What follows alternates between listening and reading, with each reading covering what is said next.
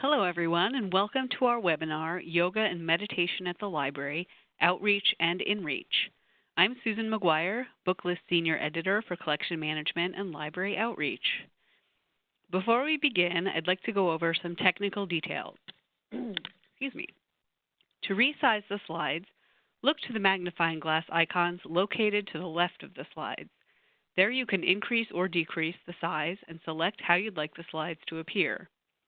If you lose audio or would like to change the way you're connected to it, look at the bottom of your screen for a circle with 3 dots.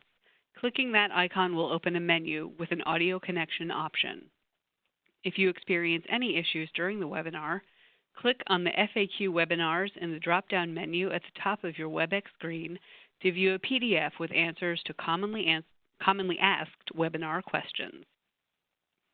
The audience is in listen-only mode, but we welcome any questions you may have. On the right side of your screen is a control panel with an area at the bottom for Q&A. Simply type your question into the field and click Send. Attendees can see questions asked during the webinar and the answers provided. Links to today's slides were sent directly to you from WebEx at the start of the webinar, but you can also download the slides at any time by copying the URL on this screen into your web browser. This afternoon, all attendees will receive an email containing a link to today's slide presentation and a certificate of completion. Today we have the pleasure of hearing from Jenn Carson. Jenn Carson, MSLIS, CYT, CCYT, is an internationally recognized expert in physical literacy and the director of the L.P. Fisher Public Library in Woodstock, New Brunswick, Canada.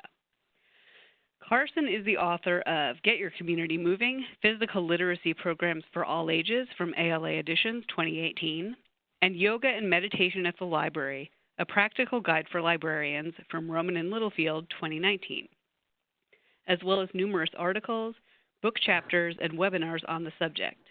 She was recently awarded the 2019 Library Journal Movers and Shakers Award for her physical literacy research and advocacy. Follow her adventures at www.jencarson.com, and that's Jen with 2 N's. Take it away, Jen. Thank you very much, Susan. Hopefully everyone can hear me and you can see me down here with my dorky headset on. I am Jen Carson. I am a librarian here in Woodstock. I'm the library director. I've been working for the government of New Brunswick for about 12 to 13 years. I've also been a physical literacy researcher for about 10 years, and as Susan said, I'm the author of 2 books, and you can find me at jencarson.com and lots of other places online. Guess just a little bit of background is I started doing yoga and this sort of research when I was a clerk. So long before I got my master's degree, I was a single mom working as a part-time library clerk, and I was also a yoga teacher. I went back to school to learn how to be a yoga teacher because I started doing yoga myself. I've been doing it for about 20 years now. And I really found it helped get me out of my head and into my body. I suffered from postpartum OCD with my first son. And I had a lot of trouble with that, and I found the yoga and the meditation really helped me. And I wish it had been something that I had learned when I was younger, because looking back, I probably suffered from OCD and anxiety symptoms long before that. And I just thought, wow, this is a skill that every kid should learn growing up in school. And libraries are in a perfect position to teach it, because we don't have to follow curriculum like schools do. So I went back to school. And I did my teacher training for kids, and then my library director at the time, Leslie McVicker, was so understanding, and she was totally cool with me offering yoga programs at the library, and that went really well. And then I went back and did my teacher training for adults, and then I eventually went back and did my master's degree while I had 2 kids at home to be a librarian professionally, so I could really, start working at bringing it into libraries, and so that's what I've been doing ever since. So that's the brief Jen Carson story. I'll talk a lot about physical literacy, and some people are already way on the ball about that, and other people are not quite sure what I'm talking about. So I'm just going to give you a really brief physical literacy blurb. So this is the definition from the book that I wrote, Get Your Community Moving. So physical literacy is the motivation, ability, confidence, and understanding to move the body throughout the life course as is appropriate to each person's capacity. So somebody that's in a wheelchair is going to have a different level of physical literacy than someone who's able-bodied. It doesn't mean it's lower or less, it just means that it's going to look different. So the way they throw a ball isn't going to necessarily look the same way that we throw a ball, but they may actually have higher physical literacy skills than we do. So for example, someone who plays wheelchair basketball or wheelchair rugby, they're going to have way better rugby skills than I do. And so we think about it like it's as to each person's capacity, which of course changes through the life course, right? I don't have the same abilities I had when I was younger, and I won't have them the same as I'm older. And the development of fundamental movement skills that permit a person to move with confidence and control in a wide range of actions, such as throwing, skipping, or bouncing, and in different environments, like on snow, grass, water, in the air, or on ice. It also applies to people with disabilities or exceptionalities. So, for example, you don't walk the same way on a frozen snowy sidewalk or an icy ice rink as you would running on beach sand or walking on the grass. And you walk differently in high heels than you do in shoes that are flat. And so everyone has different experiences based on their environment and things that are going on. So, going to the next slide, just specific physical literacy concepts as they apply to yoga and meditation. I like to think of physical literacy as a combination of interoception and proprioception. So proprioception is an awareness of how your body moves in time and space, and it helps us learn how to navigate changing environments. So thinking about, where you are right now, what you're sitting on, what you're walking on. Like I'm on a bouncy ball, so I'm going to sit very differently on my bouncy ball chair than you guys are going to sit if you're in like a regular office chair or a hard wooden chair, or if you're sitting on the floor in lotus position or whatever. And then interoception is an awareness of what's going on inside your body. So noticing your heart rate, noticing, your breathing, noticing if you're cold and you want to put a cardigan on, or if you're hot and you want to take your cardigan off, noticing, if you need your glasses, noticing if you're sleepy today, if you've had too much caffeine and you feel jittery. So an awareness of what's going on inside your body. And so that's a physical literacy skill, people being aware. And you may notice that some people are much more aware of what's going on with them. They'll say, I'm feeling really angry right now, or whatever. And then other people have a really hard time expressing what's happening internally. And that's really important for yoga and meditation. And then energy and motion as well, the concept of, we need to be able to move our bodies in order to emote. When you're sad, your face moves differently than when you're happy and you're smiling and your eyes light up. And when we can express those movements in a safe place, in a place where it feels okay, then our bodies feel safer, and there's a whole bunch of, physiological reactions to that. So being able to practice yoga in a safe environment comes into play, because it's really important that libraries feel like a safe place where everyone's welcome. And so there's not a lot of stigma, or there's not a lot of judgment, where people going to gyms or yoga studios may feel like they have to be a certain level of fitness in order to go there. And then physical literacy also applies to temporal awareness, so understanding timing. And we learn, how to make predictions in our environment, and following the timing in a yoga class, or following the breathing timing in a meditation class can really help with those skills, those temporal skills.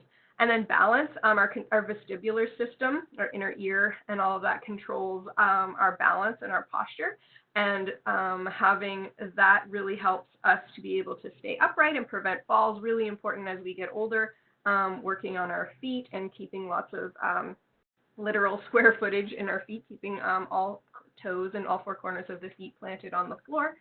And then taking risks.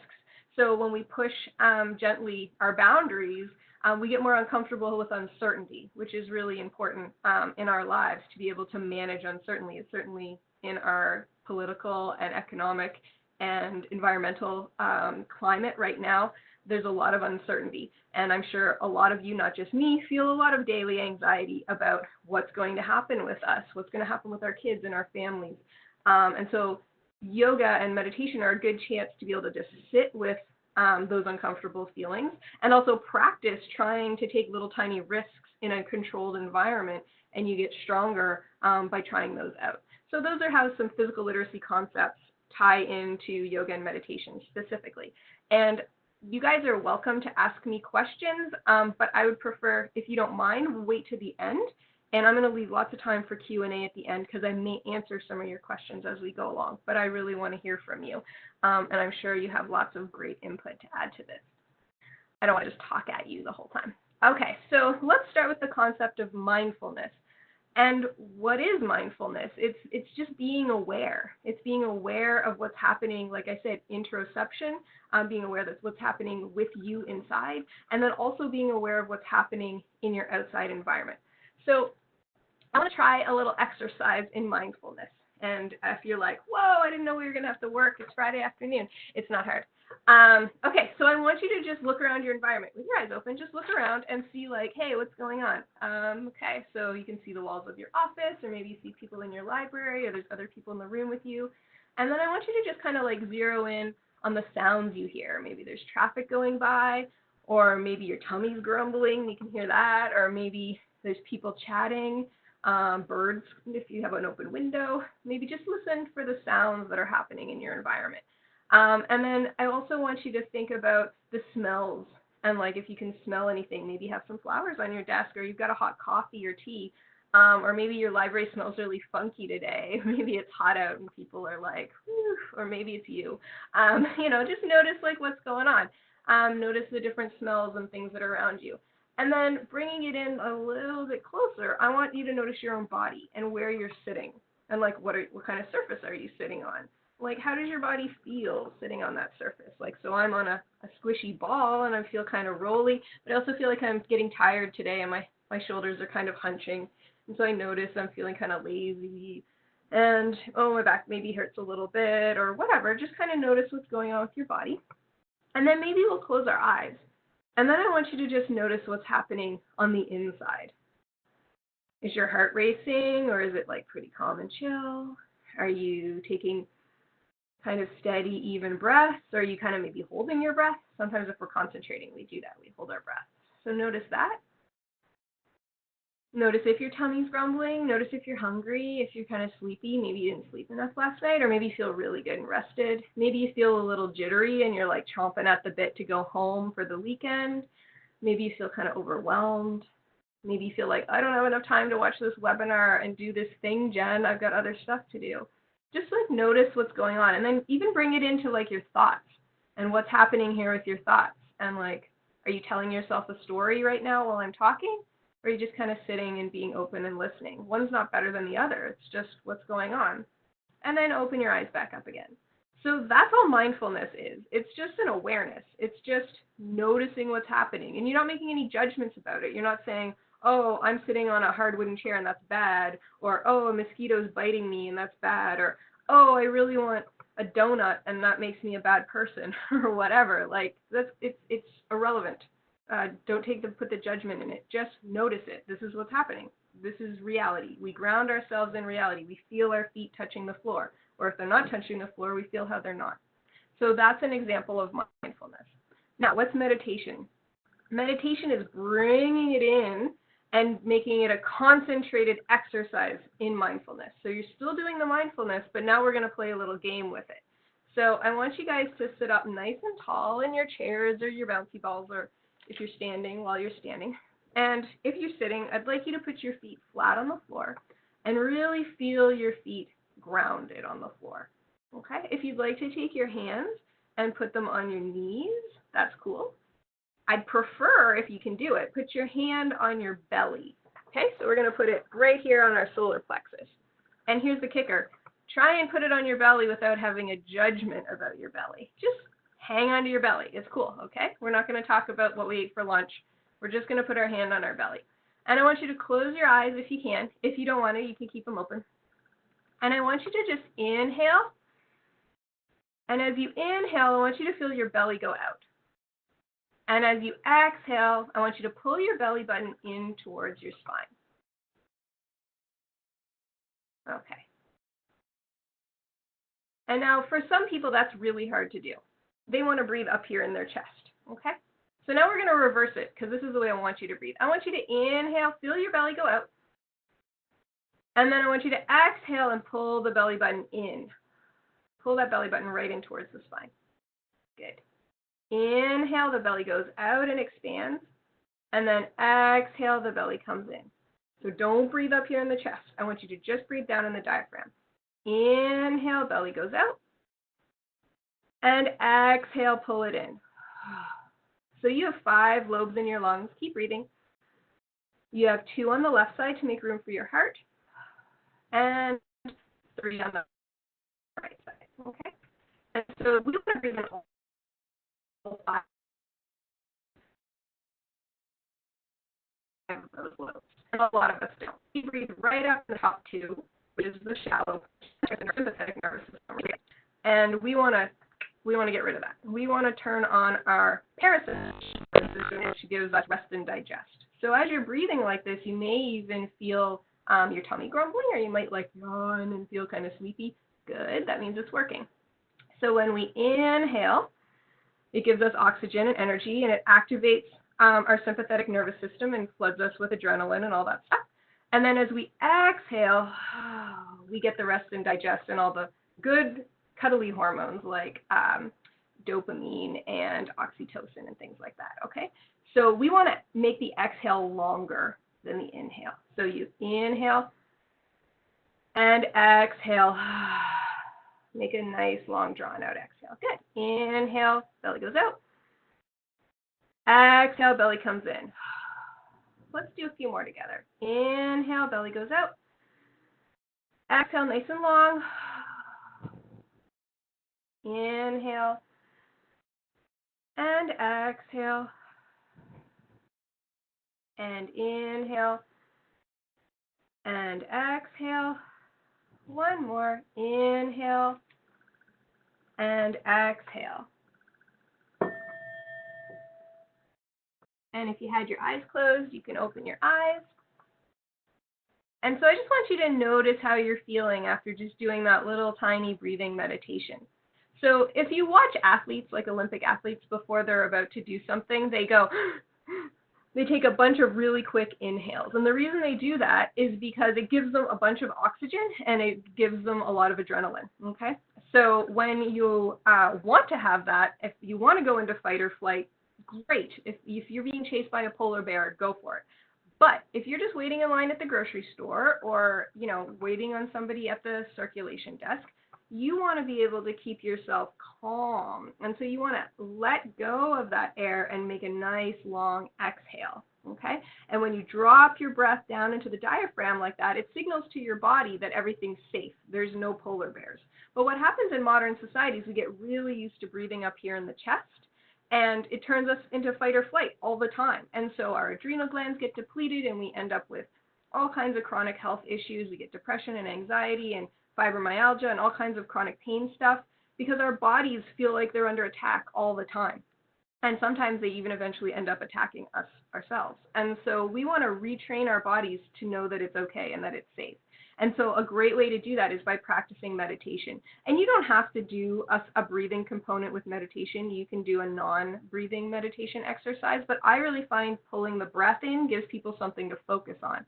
And so that's meditation. Meditation is a concentrated exercise in being aware. So we just picked one single thing, which was our breath, and we made ourselves really aware of that. But you could pick anything. You could pick focusing on the feet on the floor, or the sounds that you hear, or the way your tongue feels in the roof of your mouth, or whatever. This is just what I used.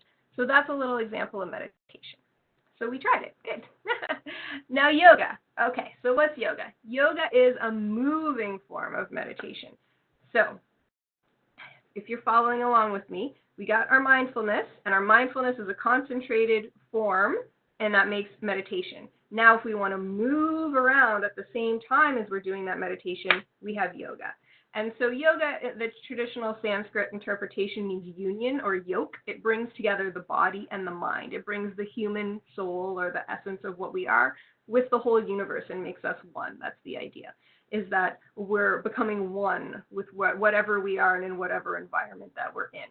And so we're going to try a little bit of yoga right now. I hope you guys didn't eat too much for lunch. It's okay. I'm not going to make you do like planks and headstands. Okay, so we're going to just try it out. And we're going to sit here on wherever we're sitting. I was going to stand up, but I think probably most of you guys are sitting. So let's do something seated. So you're going to take your hands over your head, and you're going to make like a Charlie's Angels gun. When I teach kids, I say it's my love gun, and I shoot love at them. So you're going to bring it up like this, And so you're going to inhale, and then exhale, turn to one side. Doesn't matter which. Inhale back to center. Exhale, turn the other way. Inhale back to center. This time, lean to one side. Inhale back up. Exhale, lean to the other side. Inhale back up. Exhale, we're going to lean all the way back just a little bit. You don't want to hurt yourself. Just look up at the ceiling if you can. And come back up. And now we're going to exhale, and we're going to go forward. Don't hit your head on a desk, but I'll make some room so I don't whack my head. And you're going to lean forward and let everything hang loosey-goosey here over top of your thighs. You can let go of your Charlie's Angels gun. And then you're just going to roll yourself right back up to your seated position and just roll those shoulders back.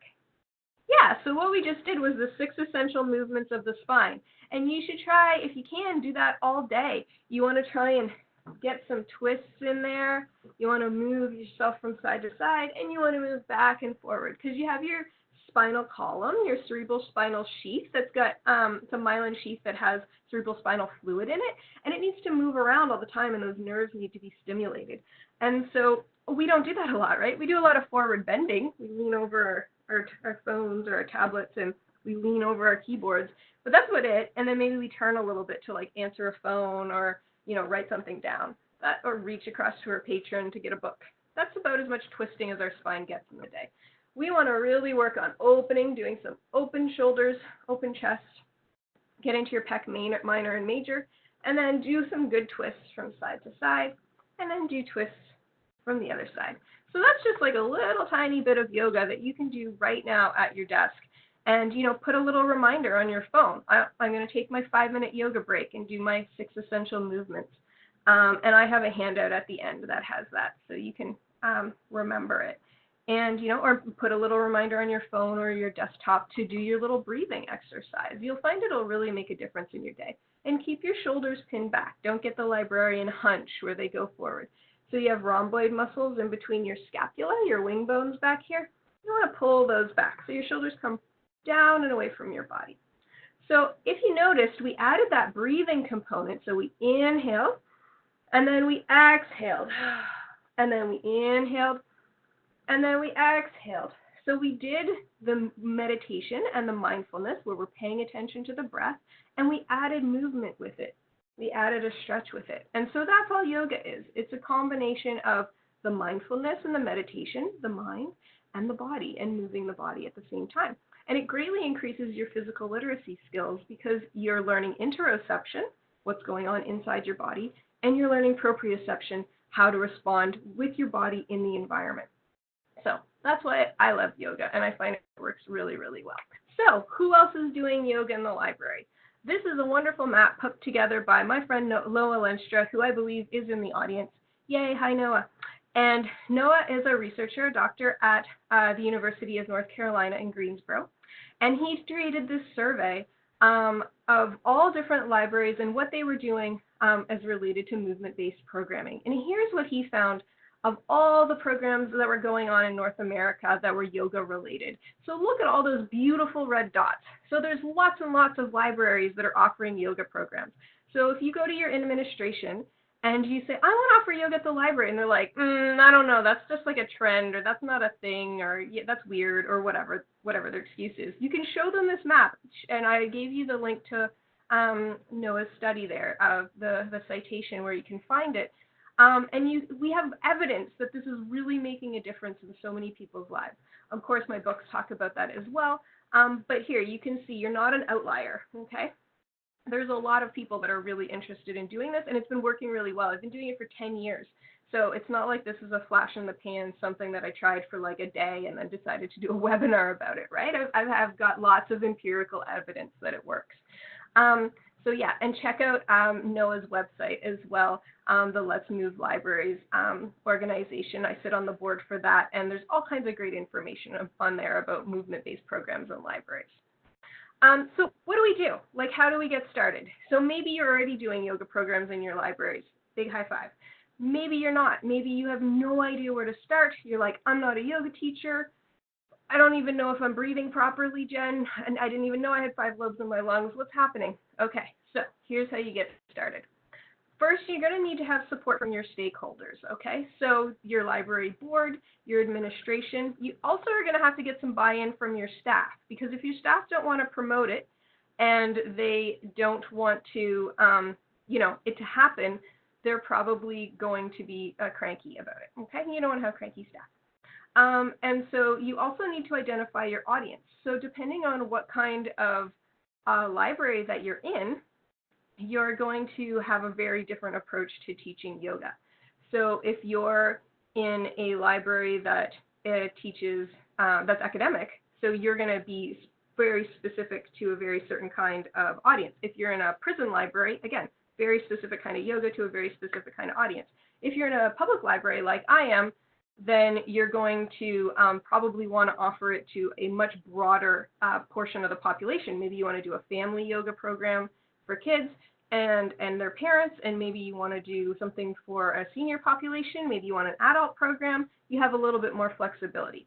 And then you also need to identify who's going to teach your program. So is it going to be someone on staff? Do you have a certified yoga teacher on staff like myself? Do you have somebody that's a volunteer in your library that already has a yoga certification that can teach, or a meditation teacher from your local meditation organization or your local Buddhist center that would love to come, local Zen center that would love to come and teach? You want to figure out your resources, who can do this for you. And then also think about the training that may be required for program delivery. It's a huge investment to send one of your staff members to go get a 200-hour certification in being a yoga teacher. That's a big commitment. But maybe somebody reads one of my books and watches a few videos and reads one of Sydney Solis's great books, for example, about teaching yoga programs to kids, and wants to add a couple little yoga poses to a story time. That's great. You don't need to have a fancy yoga diploma and have 7,000 hours teaching in the community in order to throw a down dog into a story time. I really don't believe that. But if you're going to be teaching like a serious yoga class to a bunch of adults, some of which may have, pre-existing conditions, then absolutely you should have someone who's a legit yoga teacher teaching your classes. And same thing with meditation. Don't attempt to teach a meditation class if you've never meditated before. I mean, hopefully you wouldn't teach a class on anything if you have never even tried it. I mean, I do know we do that with kids programs sometimes, like make a volcano. Sure, I can do that. What are the instructions? But this is a little bit different. So you want to at least try it out a bit yourself. And then think about the logistics. So when do you have time to offer this? Where can you offer it? Is there a place in your building that it'll work? And if you don't have any place in your building, can you go outside of your building into the greater community? Can you go and rent a room somewhere, borrow a room in another community space? Can you do it outside in a green space? Or failing that, if that sounds like a nightmare, is there a way to offer passive programming that doesn't take up a room space at all? And I'll get to that in a bit. And then talking about funding your program. I happen to be a yoga teacher, so I don't have to pay a yoga teacher to come in, but maybe you will, maybe you're going to need to source out a yoga teacher and find out what their rates are. Most will charge, anywhere between $20 and $150 an hour. You have to figure out what your budget is, but maybe you can find someone who's fresh out of yoga school who needs to get a certain amount of community teaching hours in order to finish their certification. And perfect, then you can ask them to teach for free. Yay! Or maybe you'll find a volunteer who's just looking to give back to their community and they want to teach for free. Yay! Now you have a new volunteer. I mean, there's definitely workarounds. You don't have to have a giant budget. And most meditation teachers have never charged me anything. So I teach meditation a little bit myself. I'm certified to teach primordial sound meditation and a few other things. But I'm not a Zen teacher, so I don't teach Zen meditation. I get someone from the local Zen school to come in and teach, and he never charges anything. It's part of giving back to the community. So again, figure out your budget and your sources. And working with community partners. Find out who in your communities who's already doing this stuff. Go to your local yoga studios, your YMCAs, your gyms, your meditation centers, and find the people that are already really passionate about this. And that's the thing, is that, there's already people in your community who care. So that's the best thing you can do is like when I started a running program here at my library, I just went and found the runners and I found a local running group and was like, hey, you're operating out of this place. Why don't you come and have my space here at the library for free and you can all meet here and you could teach a running program at the library. Woohoo! And I didn't have to do anything other than go for a run once in a while if I felt like it and join the club and make a poster. But they were already passionate about it. You know, there's someone in your community who's really passionate about yoga and wants to share it. There's someone who's really passionate about meditation and wants to share it and will probably do it for free. You just have to find those people. And then marketing your program. You're going to want to market it in the best channels that you have. For us, that's online, Facebook for sure, our website, and plugging things on Twitter and Instagram. That's really big. And our community, especially at the, we have a fairly older community here in Woodstock. A lot of them still love paper objects. And so we make a monthly calendar of events. And I always make sure to put all the yoga programs or meditation programs on there. And then they can take it home, they stick it on their fridge. And a lot of families like to do that too. And they see it, and it's right there, and it's bright, and it stands out. And so think about different ways that you would market this. Would you make posters and put it on bulletin boards? Would you go and share it with local school groups or, you know, local seniors groups or other places, depending on your demographic and who you're targeting your audience towards, who you would talk to? And then think about the importance of evaluating the programs too. There's no sense making programs if you're not going to get any feedback and find out how they're going, right? Because then you don't know whether you should continue or not. I mean, people will tell you, as you know, if you work in a public library, if people think you're doing a crappy job, they're not shy about it. They'll usually tell you. You don't have to solicit the opinions of people who are already vocal and opinionated. They'll share those. But what you want to do is try and solicit the opinions of people who don't say anything. And the best way I've found to do that is either with an online survey that's voluntary or a paper survey with just 2 or 3 questions at the end of a program. Hey, would you mind filling this out? It's totally anonymous. I just want to know how the program went. Thanks so much. 2 minutes of your time. And they fill it out. And then you know, what's some good feedback. I was teaching yoga at a jiu-jitsu camp last week. I do jiu-jitsu. And I got some feedback after my first class, and they said, hey, you talk really fast. Yes, I do. I'm sorry. And they're like, could you talk a little slower? And I was like, yes. And they're like, and take a little longer to demonstrate the poses, because for those of us that are like yoga white belts, that's a jiu-jitsu joke because, you want to be a black belt. We can't follow you. You finish one pose and you're done and you've gone on to the next one and we lost you. And I'm like, thank you. Great feedback. That's awesome. Now I know to slow down. And I wouldn't have done that because I naturally talk very fast and I work at hyperspeed. So having someone be like, hey, for the rest of us mortals, could you just tone her down a bit, was really, really helpful. So don't be afraid to solicit feedback. I think it's really important. And you want to know whether or not your patrons in your community want these kind of programs. And then choosing your resources and designing your spaces. So where are you going to do this and how are you going to do it? So what are the different kinds of yoga supplies you're going to need? Maybe you just want to do a trial run. You don't want to buy anything. I hear you. So don't. Just advertise. People have to bring their own yoga mats. Most people that are semi-interested in yoga already own a yoga mat. So just tell people they need to bring their own and just find a room in your library you can use or an outdoor space or a community space and just do it there. And it doesn't cost you anything. You don't have to invest in any supplies. But maybe like your whole hog, you want to really get into this, then absolutely. So there's lots of great resources for finding cheap yoga mats. Like if you get them, I mean, they're never cheap, but you can buy them wholesale.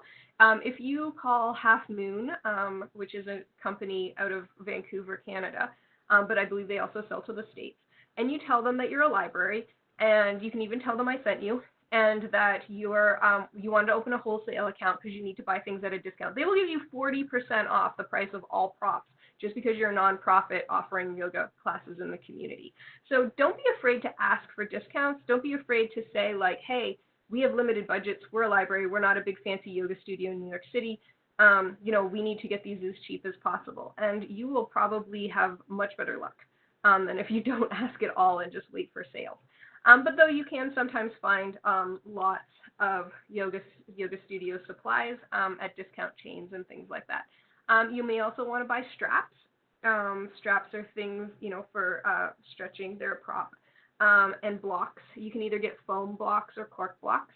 I talk about this more in the books of all the different qualities of blocks and the height difference and things like that. But, do what you're comfortable with. And then if you like to get a singing bowl for meditation or yoga, this is a singing bowl. Okay. They're usually made in Tibet.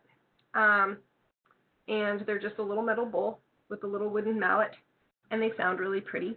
But if you don't want to spend the money on those, because they're, $35 to $65 depending on the size you get, you can just use like a ding from your phone. It doesn't have to be fancy. You don't have to spend a lot of money. And then I also like to use bean bags, and I get the students to put the bean bags on their belly when they're laying down at the beginning of class, and then they inhale and the belly goes up, and they exhale and the belly comes down, and they don't even have to touch their belly that way, and it's just a nice way to have a little bit of weight on the belly and helps draw the attention there. And I got my kids to make these and my friends' kids to make these, and so it didn't cost anything because we just used old clothes. Okay, so other than, my sewing machine and some thread, we just use recycled fabric, and I guess I bought a couple bags of beans and rice and filled them with that. So, or you probably already have bean bags from other programs that you do at your library if you're a public library. I can almost guarantee you have bean bags or some sort of object like that. And that's pretty much it for yoga props. You can get really fancy with a bunch of other stuff, but I wouldn't bother. Here at my library, you can have fancy bolsters and things, but they're really expensive. You're looking at like $60 to $70 for a bolster. So I have yoga mats, I have blocks, I have straps, and get the long ones if you can, the 8-inch or 8 feet ones instead of the 6 feet ones. Some people have really big upper bodies and they need a little bit more strap. And then a singing bowl and bean bags. So those are my main props. And then finding sources. So in my books, I have lots of listings for sources. There's also some on my website. You can either go to jencarson.com or yogainthelibrary.com, and there's sources. But Half Moon, I'm not sponsored by them or anything. I just love those guys. They've given me so many free things and excellent discounts over the years that I use them. You can also get a whole bunch of stuff from Liz Smeaton at Active for Life. So Active for Life is a nonprofit based here in Canada as well. And if you tell them that you're doing nonprofit physical literacy activities, Liz will send you all kinds of stuff like T-shirts for prizes, and you can get bean bags from her, like little hacky sacks you can use for bellies, all kinds of great stuff from them about physical literacy, and they're great about sharing resources. And then storing for supplies and caring for them. So lots of people send me emails and ask me, how do I clean yoga mats? And if I let people and their stinky feet on my yoga mats, what do I do with them afterwards? Isn't that a health hazard? That's gross. Yeah, it is. Yeah, welcome to the public library. We're full of germs. So you can use baby wipes to wipe those suckers down. I try to not use anything that has too much alcohol in it, because if you use something with a lot of alcohol, it will deteriorate the mats over time. My favorite, though, is a little bit of water and vinegar. It smells like a fish and chip shop, but if you just spray them down, it will evaporate and the smell will go away. If you do it outside, it's a little bit better, depending on how many mats. If you got like 40 mats clean, you may not want your library to smell like vinegar. If that's the case, you can use tea tree oil and water, and it's an antibacterial as well, and that will kill the germs. But yeah, you can just use baby wipes. And there's also like commercial fancy spray with like bergamot and delightful lavender scents and all kinds of stuff, but it costs a fortune. I would just make a mixture of water and tea tree oil or water and vinegar, let it evaporate, give them a little rub with a scrap piece of fabric if you have it, or baby wipes. And then carrying and storing them. If you have a closet space that's big enough to store them in that you can access, awesome. If like it's right in the room where you're doing it. I have an old book truck. That's what I use. I just have an old book truck, and I put the blocks on the top and the straps and the bean bags, and underneath I roll up the mats and slide them in to the spot where the books would go. It's like one of those flatbed book trucks, not the ones with the shelves on it. And it's dented in orange from the 70s, and it's got a squeaky wheel, and it's not a pimped out ride. It's just like, but it works. we don't have a lot of money. We do what we can. And then finding digital resources for training and program plans. So there's all kinds of great like online resources, webinars and DVDs and yoga videos and all kinds of stuff to help you get started teaching. I don't have time to give them all to you right now because we've only got 20 minutes left. But go to my multiple websites, so either yogainthelibrary.com or jencarson.com or physicalliteracyinthelibrary.com, and I have all kinds of links to all kinds of online stuff there. And if you can't find what you're looking for, just email me, and I have a compendium of things in my head that I can help you with. And then considerations for altering your existing spaces for programs. So think about ways that you can reconfigure your space to make like a little meditation nook. Maybe you have a study room or like a corner of the library that's not getting used that much that you could set up like maybe a little water fountain, or if you have the kind of library patrons that a water fountain would not work with, cool. Put like a little statue or, some books about meditation and a block and a mat or a cushion. If you are teaching a lot of yoga programs, meditation programs, you may want some sort of cushion or meditation chair. But I just get people to sit in regular folding chairs because, again, we don't have a lot of budget for that, or sit on the floor on a yoga mat. But you can set up like a little station in your library, or if you're, going through a renovation, you could think about that when you're redesigning your space. A university in Toronto just finished redesigning a space at their library for yoga and meditation, and it's super cool. It's just like a meditation and yoga room for the students, and they can go in there, and there's books, and there's podcasts downloaded on little MP3 players, and there's yoga mats, and there's all the blocks and supplies that you could use, and there's cushions for meditation, and it's like this beautiful, tranquil space. If you can afford that and you've got the space for it, I say more power to you, go for it. But a lot of us don't have that, so we just make do with what we've got. All right, and then what about some passive programs or alternative collections? So these are the Helmuths. Ellen Helmuth is on my board, and that's her husband, Keith, and they actually own a publishing company here in Woodstock. And next to our library in our green space, we have a labyrinth built, and it's just rocks, as you can see. It's just rocks on grass. It's nothing fancy, but it's a nice walking meditation.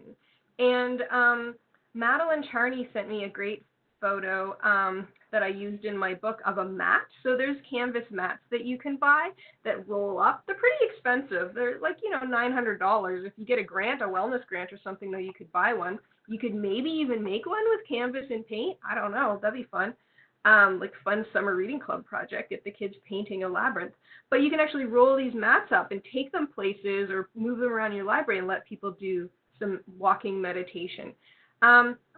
And then other things is interactive stations that you can set up in the library, like having one of those little water fountains, or having like one of those sand and rock gardens that people can use the rakes. Those are so calming. People love those. Now, if you have a crazy busy public library, that may not work for you. But if you have like a medical library or an academic library, something where people aren't going to throw sand at each other, that would be a good solution. Also think about having like a meditation book club or a meditation and yoga movie club. There's all kinds of meditation or yoga related DVDs. And so you could set up a display and then have people rate the movies afterwards with like little cards. They could write it on and give it like 4 stars and say what they liked about it and put it up on a bulletin board. Or you could have different interactive spaces that encourage mindfulness. So we have a weaving wall up in our children's department. It's super simple. It's just a wall with that moves on wheels. That's full. There's a picture of it in my book. There might even be one up on the blog that I write for American Library Association. And it's got like these slats, and you can just weave fabric through it or weave flowers if we take it outside. Kids love it, and it's so calming. And so thinking about why you're doing. So I wrote, what understanding passive program delivery? Like, why are you doing this? You wanted to create that awareness, right? that yoga and meditation programs exist in your library, or that this is a space to be contemplative. And so, like, here's an example. These are actually my two kids.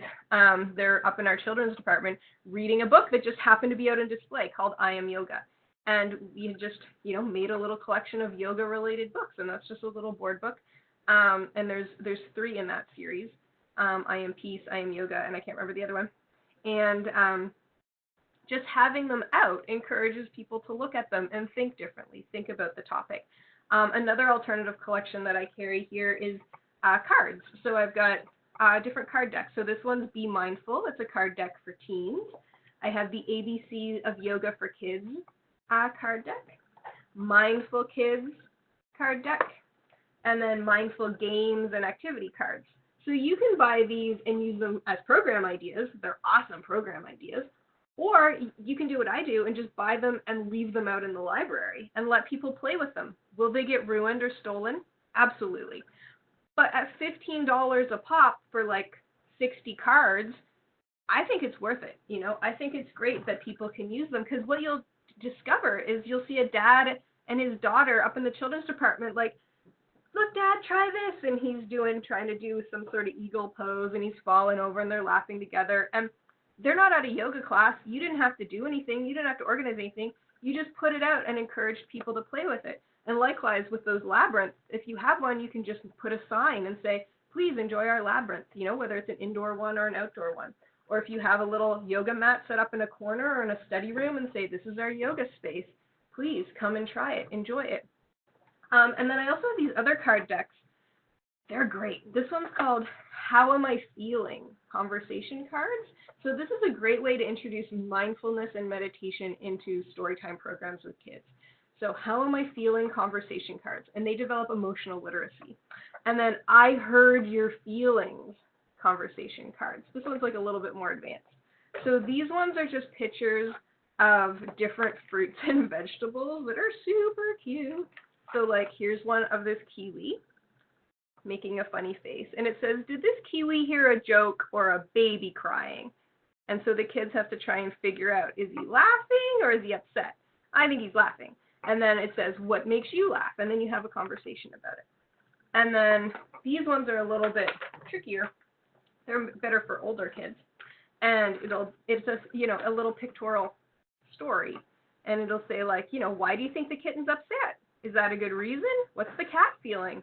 What's the pig feeling? Did you ever lose control before? What's going on? And then you help kids have a little conversation. So it opens up that door in their mind to mindfulness and self-regulation of like noticing your thoughts, noticing what's going on. Again, you can just leave these out. You can let parents check them out and take them home, or teachers or daycare providers. So you don't have to always be offering the programs yourself. There's sneaky ways to like add yoga and meditation stuff into your library, either through DVD displays, or a little station in your library, or cards like that, or maybe you have an alternative collection where you check out yoga mats, and people can check them out and take them home for 3 weeks. That would be cool. People that need one that don't have one, or check out a DVD about meditation and a meditation cushion. Make a little package of it. So there's all kinds of ways, and I have lots more ideas in my books, but I don't have time to go over it today. So just thinking about ways that you don't necessarily have to run the world. You can just kind of like put it out there and see what happens. Let go of that control. And then what about some policies and procedures for handling potential problems? So those are consent cards. Those are designed by my friend Brendan Helmuth. They're really cool. They say no thanks on one side, and they say yes please on the other side. And I designed those for healthy touch, because that's a question I get asked a lot. Are we supposed to touch our patrons in a yoga class if someone's falling over and needs help, or they need an adjustment? Is it okay to touch them? And I like to have these consent cards right at the beginning of class, and people can put them by their mat, and it's a nice way for them to be able to tell you whether or not they want to be touched or not. And they don't have to verbalize it. For some people, it's really scary to say, no, please don't touch me, or yes, please, I would like some safe non-sexual touch. For some people, it's really difficult, and this is a nice nonverbal way to add it in. And the other great thing is they can change their mind. Maybe at the beginning of class, they're feeling really anxious and they don't want you to. And then they see you going around and giving safe touch to people, and they're like, oh, maybe I'll try it. And they can flip their card over. And then maybe you can give them some adjustments. So talking about quickly liability insurance. So I have liability insurance because I'm the library director, but I also buy additional liability insurance for myself. So I'm double covered. We're covered under our employee policy here at the library, but I'm also covered myself personally. So if somebody said that I hurt them in a class or something bad happened, I'm covered under my government policy, and I'm also covered under my own policy. We're not such a litigious society as the United States here in Canada, but it's always good to have coverage. So I always double check with my policy or the policy of where I'm working, and also check with your supervisor, your administrator, your legal counsel, what they think is best. And I would recommend that anybody who comes into your library to teach a yoga program has their own liability insurance coverage, whether or not they're covered under your policy or not. A lot of places will cover the staff, maybe even volunteers and patrons, but won't cover outside people that you're paying to come in. So double check your policy, and it's always a good idea for them to be covered. It's not expensive. It's about $200 a year to be covered under liability insurance. And I think for the peace of mind, it's worth it. And then criminal record checks. Obviously, anyone who's working with people's bodies, working with children, adults, anyone in the vulnerable sector, older adults, definitely want to have a criminal record check. And you want proof of it. Just them telling you, yeah, I have one, yeah. No, it's not enough. It needs to be valid. Here in Canada, it has to be done in the last 3 years. Maybe it's more strict where you are. Make sure you have that. Then you also want to have hold harmless forms or liability waivers that everyone who comes to class signs saying, I absolve the library and the teacher of any wrongdoing if something happens. And there's examples of those on my website, as well as NOAA's Let's Move Libraries has examples of those as well. And you can email me and I'll send you a sample of mine, and you can just totally plagiarize it. I don't care. Because you need to have them. Same with photo, video release forms. I don't recommend taking photos or videos a lot during yoga or meditation programs. It makes people feel vulnerable, unless, you wanted to get a promotional shot to promote the program. That's cool. I understand that. Or, it's fun to take pictures of kids' yoga programs because the parents want to see it. But again, especially if you're going to post on social media or any publicity, you definitely want to have photo or video release forms signed.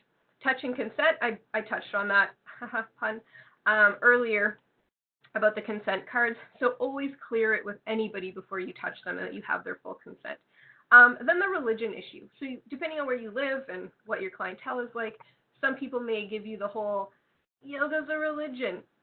I talk about this a lot in the book. I have like a big section on it.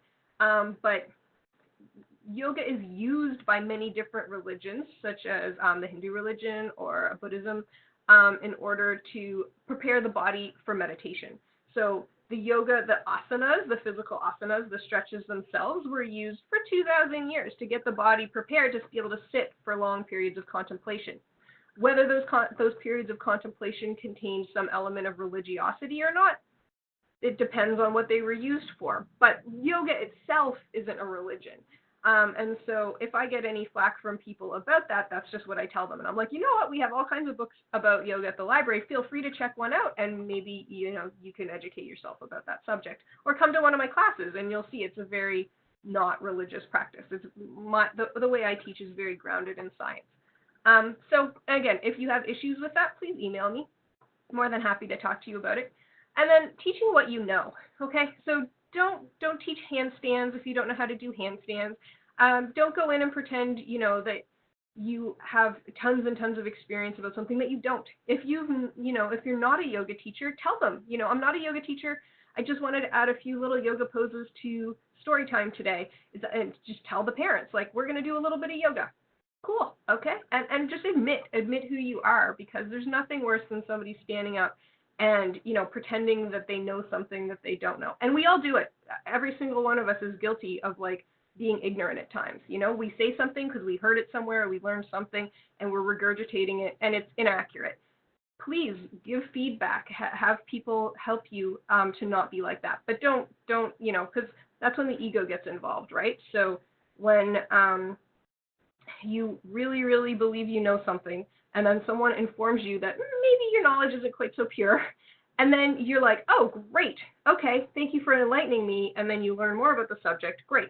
But if you don't do that and you hold on to the knowledge and you think, no, I'm right, I know everything, That's when your ego's winning, okay? That's not good for anybody.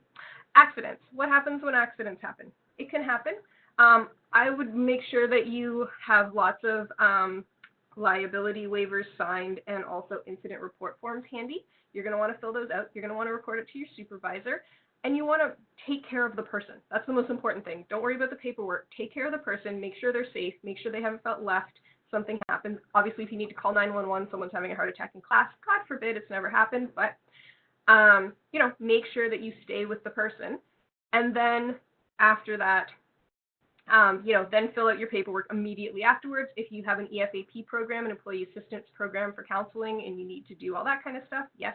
But just be aware that accidents can happen in class. Pregnant students, again, be really careful when you're teaching pregnant students. Make them aware of the risks. They shouldn't be laying on their tummy. They shouldn't be doing a lot of twists. I don't recommend that for the first 3 months people do a lot of yoga unless they're really, really experienced, because there's a really risky window in there for the first 3 months, right? Students with exceptionalities, I talk quite a bit about this in the books. I don't have time right now. But just, make sure classes feel welcome for people of all body shapes and sizes and cognitive abilities as well.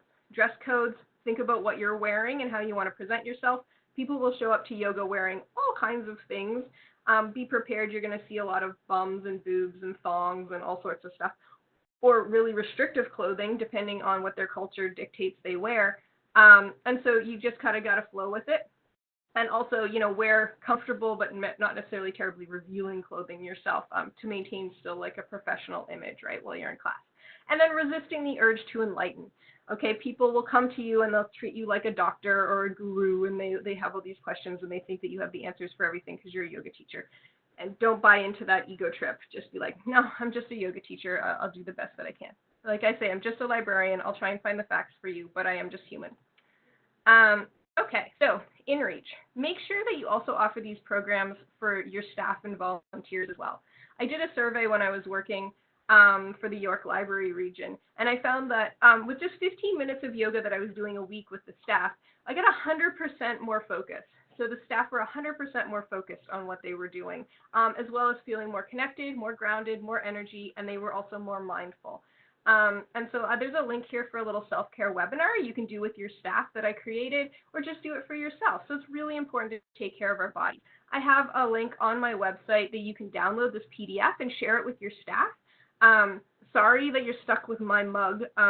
When you tell people that you're going to make like 10,000 copies of something to share for a government PDF, nobody volunteers to be a model for some reason. So you're stuck with pictures of me. It's the Jen show. I'm sorry. But there's good tips on here of how to take care of yourself, and also for staff. Okay. And then here's some handouts that you can get from my websites of programs that are already made for you. And my publisher, Roman and Littlefield, were so generous about sharing these and ALA editions from my other book. So generous. They're like, yeah, absolutely, share them online, let people use them. It's amazing, when you just ask how generous people can be. So these are free. You can print them. You can put them up in your workstations. You can hand them out at programs. You can use them yourself. So I've got one on gentle yoga, one how to do a chair yoga program, one how to do a family yoga program, one to do a mom and baby yoga program, which is so cute and fun. A rhythm and flow yoga routines program with music, and you can even get a live guitarist into play or a live musician. Teddy bear yoga, this one's specifically designed for kids on the autism spectrum or with sensory processing issues, but you could also use it with any children. Yoga for heartache, this is a one I love to do at the holidays, because not everybody's enjoying Christmas or, Valentine's Day. And so I like to offer a program for those of us who maybe aren't having the best of a time. It's also a great program to use with people that are in a traumatized situation or have a trauma background. And here's my 2 books. So Get Your Community Moving, Physical Literacy Programs for All Ages, came out from ALA Editions last year. And then Roman and Littlefield, who generously sponsored this event for you to come. I published Yoga and Meditation at the Library. And that's where a lot of those infographics come from. And there's everything I talked about and, 700 things more in those books. And you can also find me online. Like I mentioned, everything on my websites are free. There's no advertising on my websites. I totally believe in open access and sharing. So everything's on there, and you can just download it. There's book reviews and webinars and videos, and if you're not sick of listening to me talk, there's all kinds of more of me babbling on about stuff.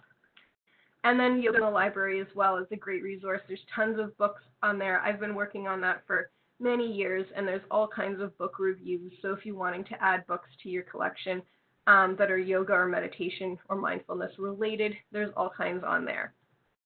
And then now it's time for you guys. So if you have any questions, I wanted to leave time, and we don't have to wrap up right at 4. I already checked. They said that you guys can talk for as long as you want. So if you have questions, please share them with me. Thank you.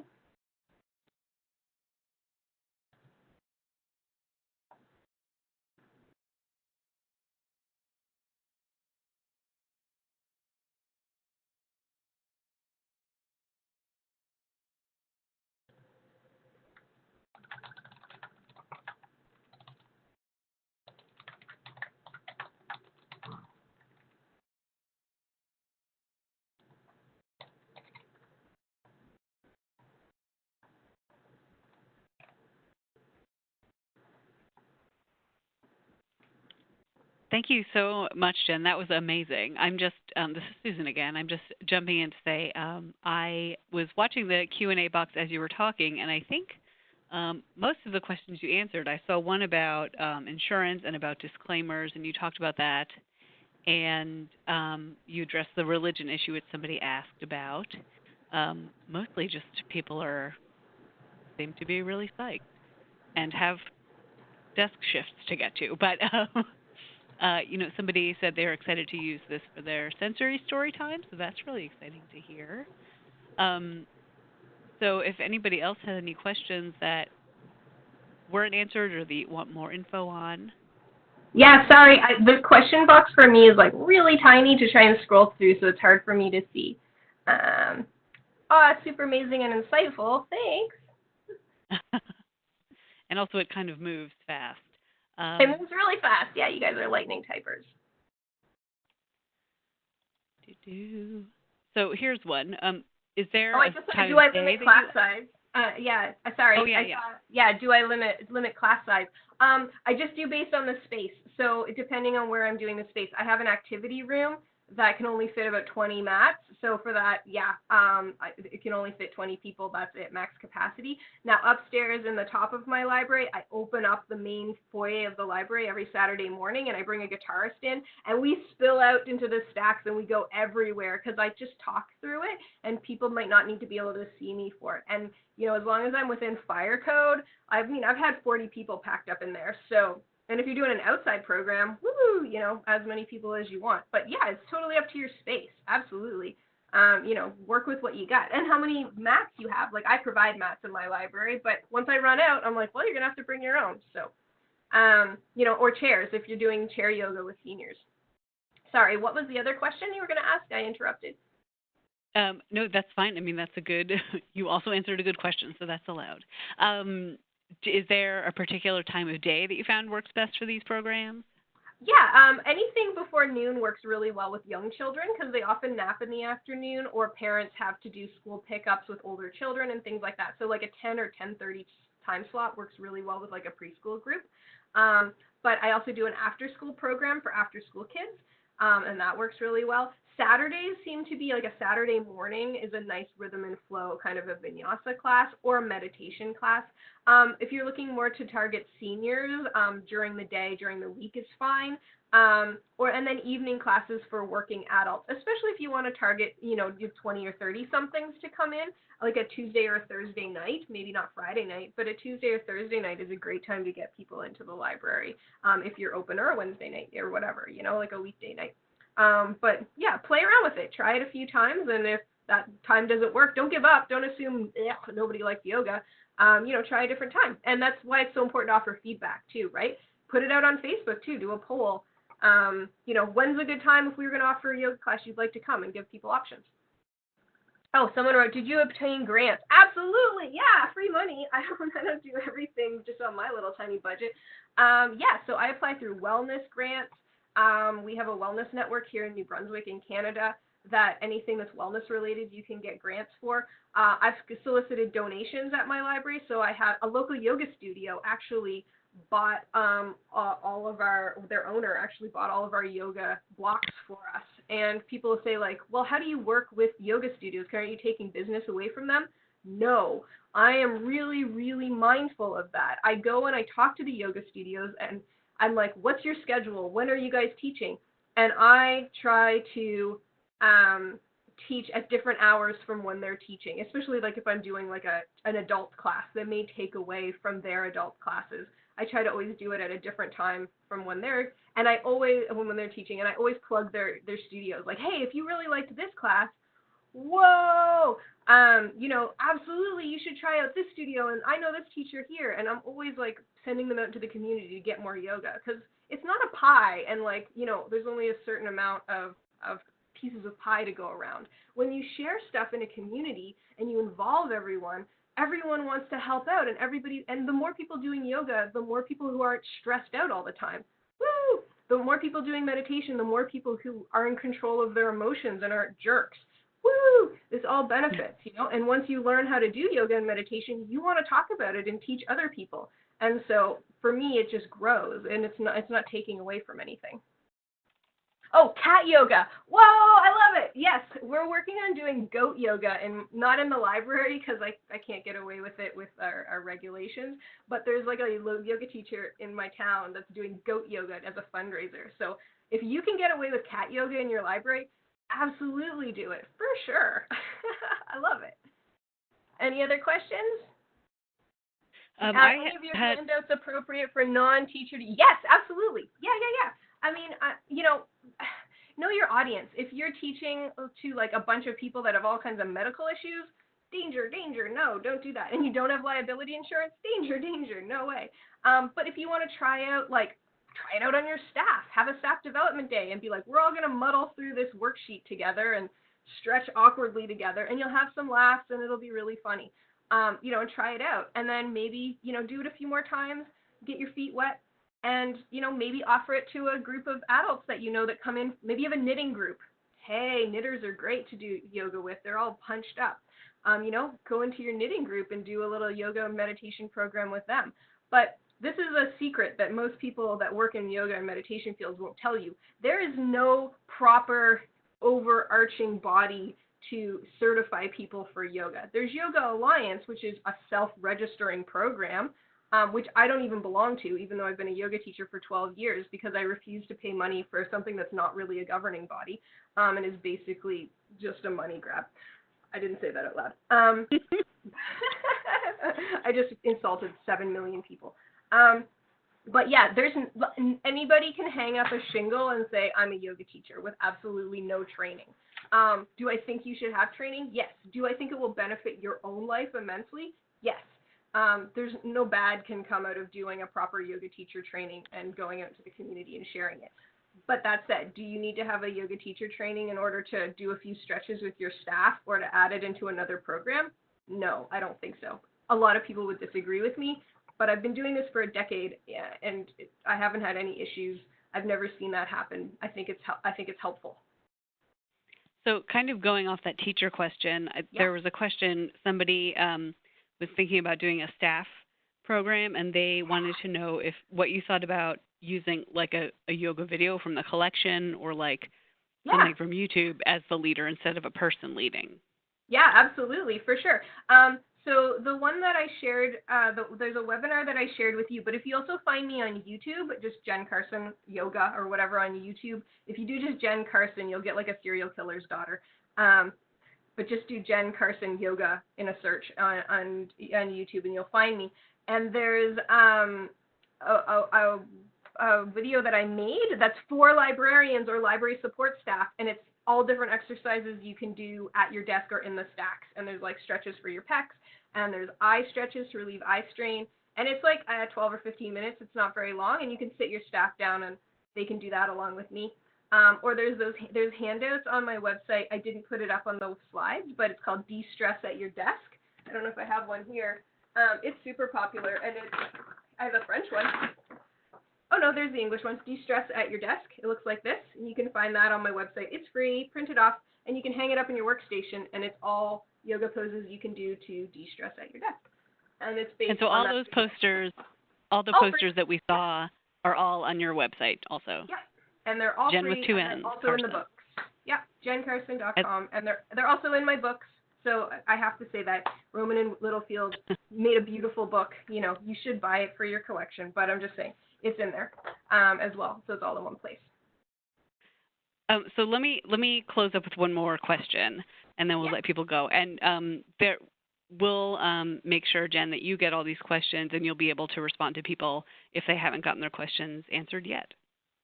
But someone asked about doing a program via social media, like Facebook Live or something like that. Have you ever done anything like that, or mostly in person? Yes, what a great question. Yay, whoever asked that. Good question. I actually wrote a chapter on this for a book by Madeline Charney and a few others, Richard Monitz, that I think, what was it called? Mindfulness in the Library? I can't even remember what the book was called. That's terrible.